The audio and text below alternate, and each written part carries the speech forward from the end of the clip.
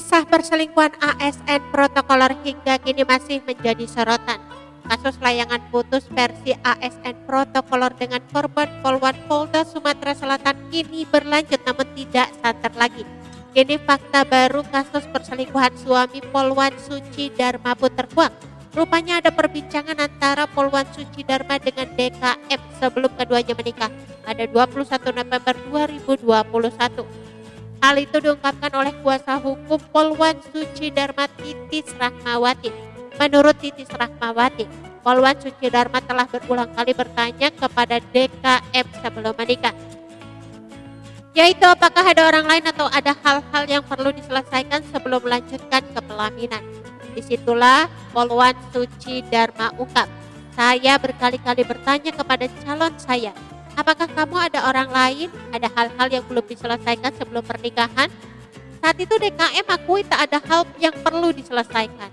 DKM bahkan mengatakan kepada Polwan Suci Dharma dan meyakinkannya, yakni dengan menikah dengannya, Polwan Suci Dharma dipastikan tidak akan malu. Lantaran status DKM sebagai ASN dan lulusan IPDN atau Institut Pemerintahan Dalam Negeri. Dia bilang enggak. Si calon suaminya itu bilang, kamu menikah dengan saya itu gak akan malu-maluin.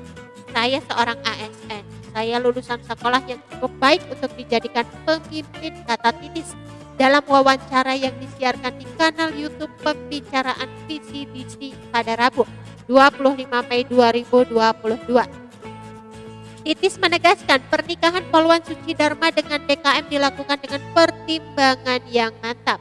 Dilansir dari tribunnewsmaker.com, terlebih terdapat proses sidang pranikah yang harus dilalui lantaran berstatus sebagai polwan. Di sisi lain, Polwan Suci Dharma yang menjadi korban perselingkuhan suaminya ternyata mendapatkan pesan pribadi dari suami Wang. Wang sendiri adalah wanita PNS rekan kerja yang juga merupakan selingkuhan suami Polwan Suci Dharma. Kini, Yana Wiyana, sang suami Wang yang juga seorang penjual jam, memberikan pesan ke Polwan Suci Dharma. Dalam chat WhatsApp tersebut, Yana meminta agar Polwan Suci Dharma mengikhlaskan. Ia juga meminta agar Polwan Suci Dharma memaafkan perselingkuhan suaminya, DKM dan Winda. Menurutnya perselingkuhan kedua ASN itu sudah terjadi di masa lalu. Lanjut Yana, jika seorang istri tak bisa memaafkan perbuatan suaminya maka ia tidak akan pernah mencium bau surga. Lantas Polwan Suci Dharma pun membalas Yana dengan menyinggung anak hasil hubungan gelap Wang dengan DKM. Diketahui hubungan gelap antara DKM dan Wang sejak tahun 2015 silam telah menghasilkan seorang anak laki-laki. Anak laki-laki tersebut baru lahir di tahun 2017. Rupanya Yana mengetahui jika anak tersebut bukanlah anak kandungnya dari Wang. Maka dari itu, saat masalah anak disinggung, Yana pun memberikan jawaban mengejutkan. Menurutnya, anak hasil hubungan gelap istrinya dengan DKM tersebut sudah ia anggap seperti darah daging sendiri. Setelah itu, Yana pun menyindir peran DKM dalam kehidupan anak tersebut. Disebutkan Yana sejak anak itu dalam kandungan dan kini berusia 4 tahun ia menyayangi anak tersebut. Bahkan semua kebutuhannya dipenuhi oleh Yana meskipun bukan anak kandungnya.